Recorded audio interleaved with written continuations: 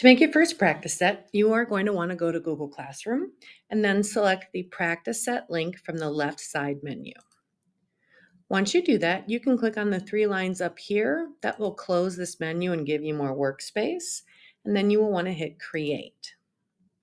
Give yourself a name for your first practice set. I'm going to call this a comparison of plant and animal cells. This way I can find it again later. If I'm not done with it, I can go back and rework it. I can share it with other people and I'll know what it's called when I go to share it with my students.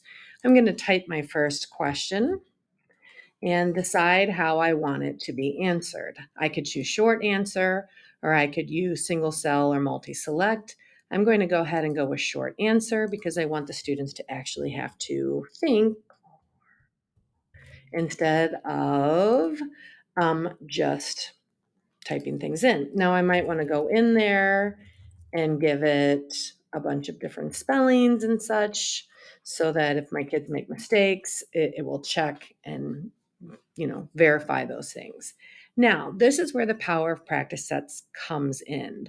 So under here for skills, you can see the suggested skills, the thing that Google AI thinks that you're trying to teach.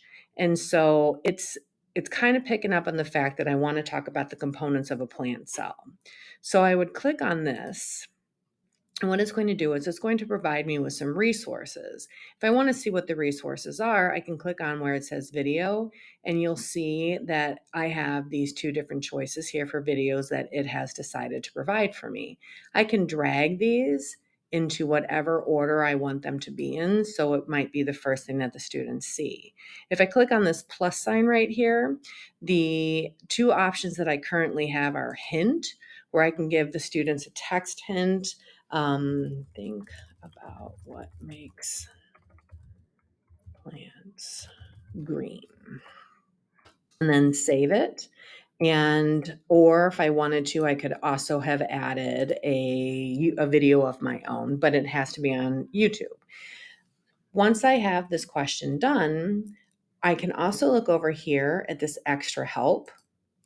And this will show additional resources that might be tied into the topic that I'm working on.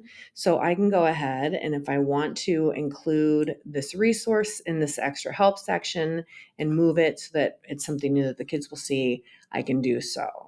I can hit this insert content button right here.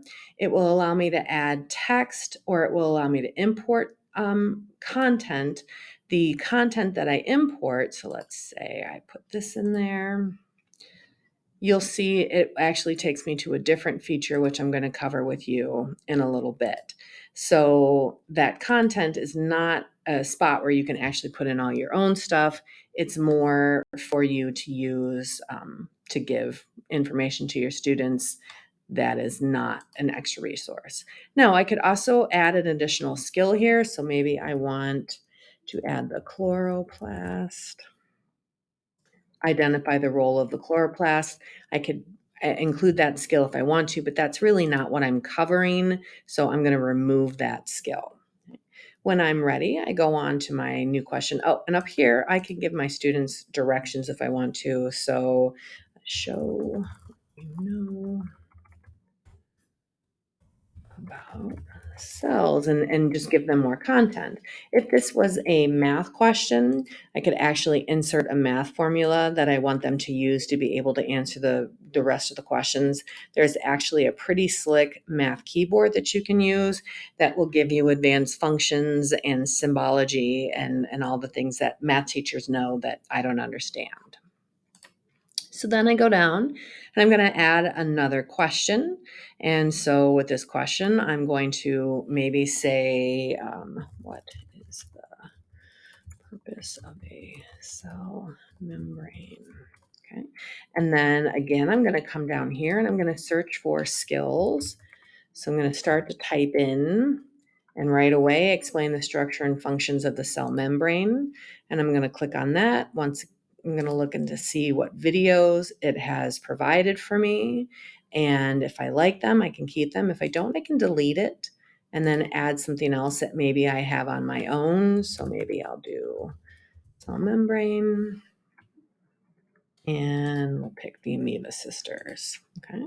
So if I want to make this a paragraph answer so that the kids would be able to describe it to me, then I will have to go in later and I will have to auto grade it. So I continue to build my practice set this way from scratch. And then if I want to see what the students see, I actually will go into this try as a student, and I can see what the students will see. So you'll see that they have their resources right here. So this is the hint that I provided for the students. If I come in and I say, what is an organelle? I don't know. It's a nucleus. And I hit enter, you'll see that it shows me that it's wrong. And so because it's wrong, then over here, I'm gonna click it. I'm gonna try again. I'm gonna be like, okay. Oh, but look, this is showing me a hint. Oh, this time it's different. And this time it's actually going to give me a video. So it's giving me a little hello alert that this is wrong. So I can watch this and I see, oh, cytoplasm. I remember that. So I think it is cytoplast. Try again. So again, it's going to give me this little thing up here. And I've got another video I can watch and I can kind of go through. Chloroplast, is that what it is? Chloroplast. And this time, yay, I got it right. Now, over here, you might notice I had these tools right here. And these tools right here, I can move them out of my way if I want to.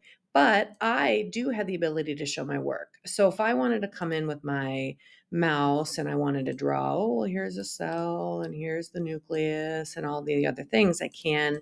Here's an eraser. The kids could even do advanced mathematics here. They can write out their equations and that sort of thing. So then I go and I'm going to go back to my pointer and I'm going to, what is the purpose of the cell membrane? It acts as a barrier, blah, blah, blah, blah, blah, blah, blah. And then I go ahead, I click done. I get confetti, life is sweet, and I have created a beautiful practice set as if I were a student. Now, when I come back in as the teacher, you'll see that my practice set is still there. I can continue building with it. If I come back in, here is my practice set. It allows me to continue on, and it auto saves, so all my work is there. If I leave classroom and come back to it later and I go back into my practice sets, there I go. I can get right into it and I can start where I left off.